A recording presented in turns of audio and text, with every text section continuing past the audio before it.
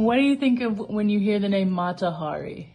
Um, Dutch spy around World War One, femme fatale, screwed over by the French. I felt completely different from all the other women in that car. I was an exotic bird traversing an earth ravaged by humanity's poverty of spirit. I was a swan among ducks, refusing to grow up, fearing the unknown.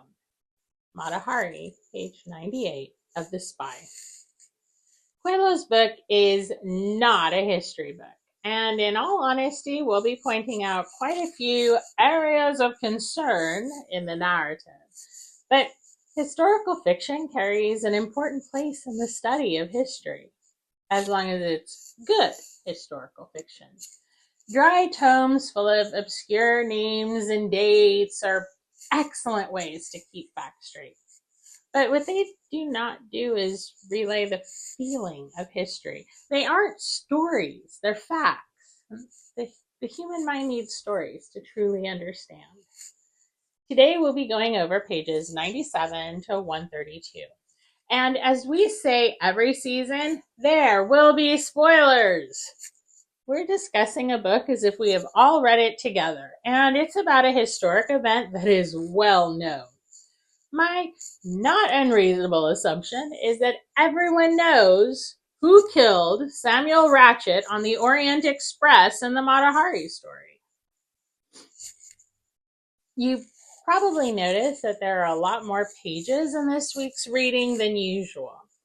And it's because the first 20 pages are an awful lot of exposition, which is a bit more difficult to discuss from a historic perspective. Mata Hari felt this way or that way, and we do have letters telling us how she felt. But the crux of it all is that she was an aging dancer and courtesan who noticed that time was catching up with her and was really struggling with the transitions this forced into her life. And it was all taking place against the backdrop of the unfolding march toward World War I.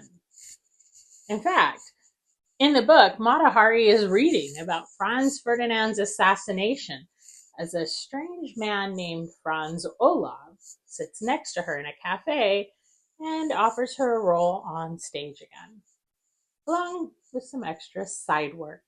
The side work, spying, is hinted at more and more strongly until Mata Hari's performance on stage is interrupted by German soldiers reading a statement of war from the stage, canceling all theater performances.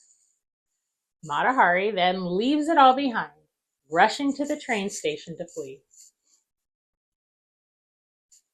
This is followed up with Mata Hari back in The Hague, where she is officially approached to spy by Karl Kromer, who urged her to use invisible ink, which she refused to touch because she thought it was silly.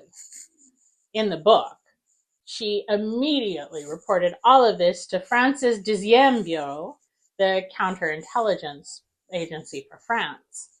But as the real Mata Hari often did herself, the book diverges from the real story in several key aspects.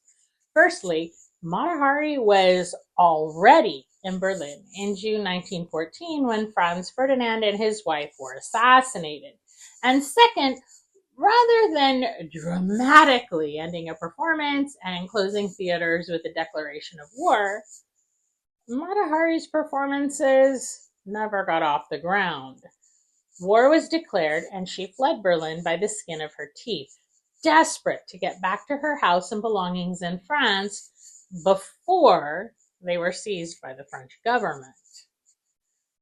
Nor was her travel out of Berlin without its own troubles. She actually made not one, but two attempts, being turned back on the first one for admitting she was heading to France, which was an enemy nation of Germany. A second attempt was successful, but it required manipulating a Dutch businessman to help her buy tickets, as well as a new passport with false blonde hair At birth year, she altered herself with a pen. Later, after everyone was safely in the Netherlands, the businessman's wife asked Mata Hari why she didn't actually seduce her husband, as was Mata Hari's reputation. Because I had only one chemise left, as everything else had been taken from me, and really, I didn't feel clean enough, Mata Hari responded. It was true that she lost all her things in Berlin: furs, clothing, furniture, even her bank accounts. And this angered Mata Hari considerably. The government of Germany had no right to steal from her as she saw it. These feelings would be the basis of Mata Hari's future actions and would lead directly to her execution in 1917. When Cromer did visit her in 1915, it was to ask her to spy for Germany. The large number of powerful lovers that Mata Hari had amassed, including a former minister of foreign affairs, looked like a gold mine to the Germans, and they were willing to pay handsomely for it. They gave her the equivalent of a $61,000 advance, the code name of H21, and invisible ink. And Mata Hari accepted the money. She later poured out the inks. Her claim from the beginning was that she didn't plan to actually give the Germans any intelligence, but she felt they owed her for all her items that were stolen.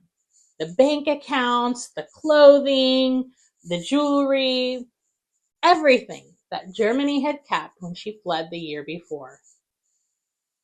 It was a deadly decision on her part, because events were in motion that would end with her death. Getting back to Paris in 1915 wasn't a simple matter, but Mata Hari managed to do so by traveling via Britain. In December 1915, she first came under British scrutiny, being held and questioned. Part of the reason she came under scrutiny was Mata Hari's own self-defeating behavior of lying. She gave two stories to the British officers. One, that she was headed to Paris to liquidate her belongings, and the other was that she was headed to Paris to be closer to her lover. Her constant invention of stories about herself was probably the second biggest reason those in power suspected her.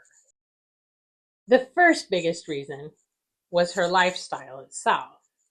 Morality was thought to be the most important factor in who would engage in treasonous activities. And a woman who got naked in public and carried on a multitude of affairs was thought by the powers that were to hold the lowest morality of all. The British found no evidence of spying, but decided that Mata Hari needed to be watched, sending a cable to their ally France about her, stating that she was not above suspicion and would be refused permission if she ever attempted to return to Britain. It all seems a bit like overkill to bring such force to bear on a lone woman who just happened to enjoy sex and the things that lovers could give her. But then Germany had just given her an awful lot of money to do exactly what the British suspected her of.